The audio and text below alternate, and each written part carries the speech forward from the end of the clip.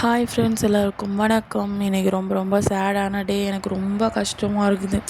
சின்ன சின்ன விஷயத்துக்கு கூட ரொம்ப இதாகிறேன். என்னென்னா, இது ஆக்சுவலாக சண்டே வ்ளாக் தான். பட் நான் இது நடந்தது வந்து மண்டே, அதாவது இன்றைக்கி. ஸ்கூட்டி ஓட்டிகிட்டு வந்தேன்னா எனக்கு வந்து ஓட்ட தெரியாது. கொஞ்சம் தான் ஓட்டுவேன். ஓட்ட தெரியாது, கொஞ்சம் தான் ஓட்டினேன். பொத்துன்னு உள்ளே விழுந்துட்டேன். ஒரு குழிக்குள்ளே போய் பொத்துன்னு விழுந்துட்டேன். அதுவும் ரோட்டில் கார்னர்லேயே போனேன்னா பொத்துன்னு விழுந்துட்டேன். எனக்கு ரொம்ப கஷ்டமாக இருக்குது. அது அவமானமாக இருந்துச்சு ரொம்ப. ஐயோ, நான் விழுந்துட்டேன், எல்லாருமே பார்த்தாங்க. எனக்கு ரொம்ப கஷ்டமாக இருந்துச்சு.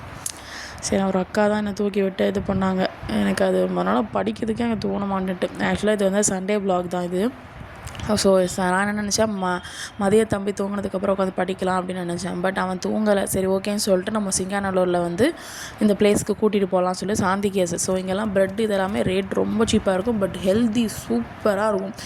டேஸ்ட்டாகவும் இருக்கும், ஹெல்த்தியாகவும் இருக்கும். ஃப்ரூட்ஸ் நட்ஸ் ப்ரெட் பாருங்கள், ஜஸ்ட்டு 35 ருபீஸ் மட்டும் தான். ஆனால் செம்ம டேஸ்ட்டாக இருக்கும். அப்புறம் அது வந்து ஒரு சாண்ட்விச் ப்ரெட் மாதிரி கொடுத்துருப்பாங்க. அது ஐயோ செம்மையாக இருக்கும். அது சாப்பிட்டுக்கிட்டே இருக்கலாம். இதுதான் சாண்ட்விச் ப்ரெட்டு. செம்மையாக இருக்குங்க. உள்ள ஏதோ வித்தியாசமாக ஏதோ க்ரீம் தடவி இருப்பாங்க. மற்ற கடையில் இருக்கிற மாதிரி இருக்காது. இது எல்லாமே செம்மையாக இருக்கும். நீங்கள் கோயம்புத்தூராக இருந்தீங்கன்னா இந்த சாந்தி கேஸ்க்கு வராமல் இருந்திருக்க மாட்டீங்க. அவ்வளோ சூப்பராக இருக்கும்.